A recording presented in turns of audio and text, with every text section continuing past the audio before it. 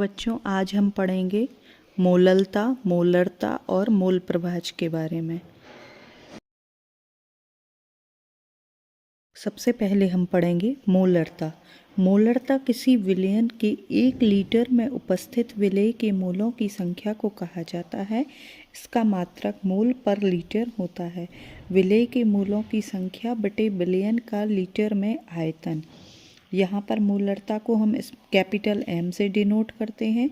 विलेय के मोलों की संख्या n, विलयन का लीटर में आयतन इंटू 1000। बेटा यहाँ बोलते हैं मोलों की संख्या भार बटे अणुभार से निकाली जाती है। भार मतलब जो आपको दिया गया है, और अणुभार जो यौगिक आपको दिया गया है उसका हम मॉलिक्यूलर वेट निकालते हैं, उसे अणुभार कहते हैं। 1 हम पढ़ेंगे मोललता। 1 किलोग्राम या 1000 ग्राम विलायक में घुले हुए विलेय पदार्थ के मोलों की संख्या को उस विलयन की मोललता कहते हैं। इसे स्मॉल m से प्रदर्शित करते हैं। इसका मात्रक मोल प्रति किलोग्राम होता है।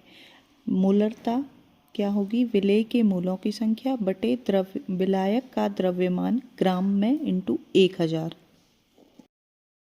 पढ़ेंगे मोल प्रभाज। किसी विलयन में विलेय तथा विलयन के कुल मोलों की संख्या का अनुपात अथवा विलायक एवं विलयन के मोलों की संख्या के अनुपात को मोल प्रभाज कहा जाता है। इसे x से डिनोट करते हैं।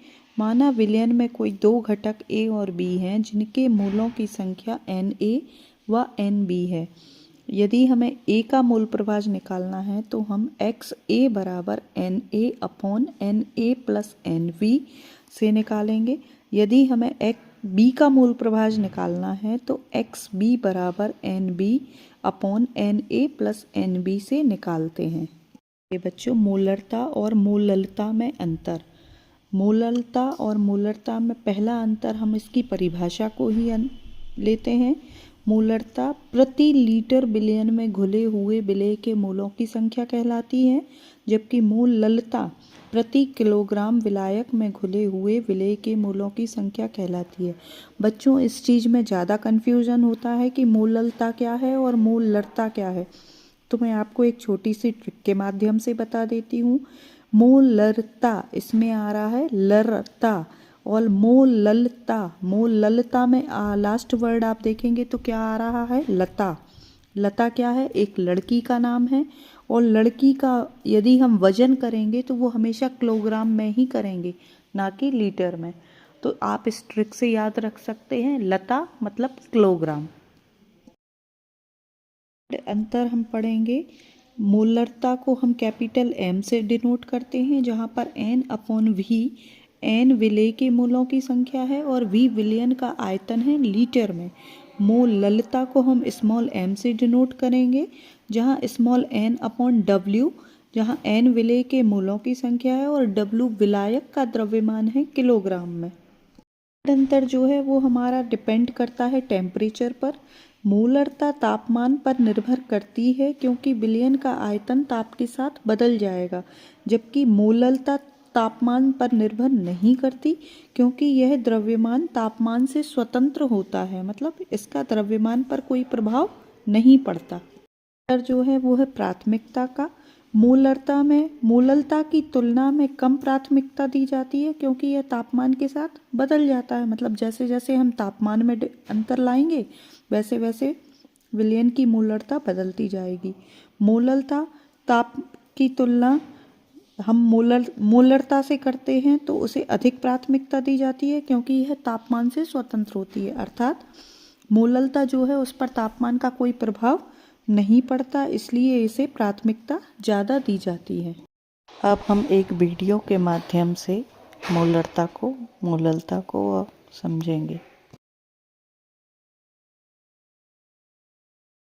मोलारिटी केमिस्ट्री का फंडामेंटल कॉन्सेप्ट है जो सॉल्यूशन के अंदर सॉल्यूट के कॉन्सेंट्रेशन को मेजर करता है। मोलारिटी को हम कैलकुलेशन परफॉर्म करने के लिए यूज करते हैं, जैसे कि डाइल्यूशन, स्टोइकियोमेट्री और रिएक्शन रेट्स को डिटरमाइन करने के लिए। आइए मोलारिटी को हम डिटेल में समझते हैं। मोलारिटी को हम मोल्स पर यूनिट वॉल्यूम से एक्सप्रेस करते हैं। इसे हम कुछ इस तरह से डिफाइन कर सकते हैं। Molarity is defined as the number of moles of solute per litre of solution. इसे मोल्स पर लीटर या वॉल्यूम में एक्सप्रेस करते हैं। मोलारिटी को m से डिनोट करते हैं। मोलारिटी की SI unit moles per litre होती है। मोलारिटी को हम एक एग्जाम्पल से समझते हैं। मान लीजिए कि आपके पास 1 लीटर पानी में 0.5 मोल सोडियम क्लोराइड है।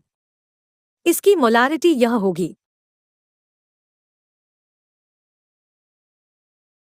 Molarity of 0.5 moles of sodium chloride to the 1 liter of water is 0.5.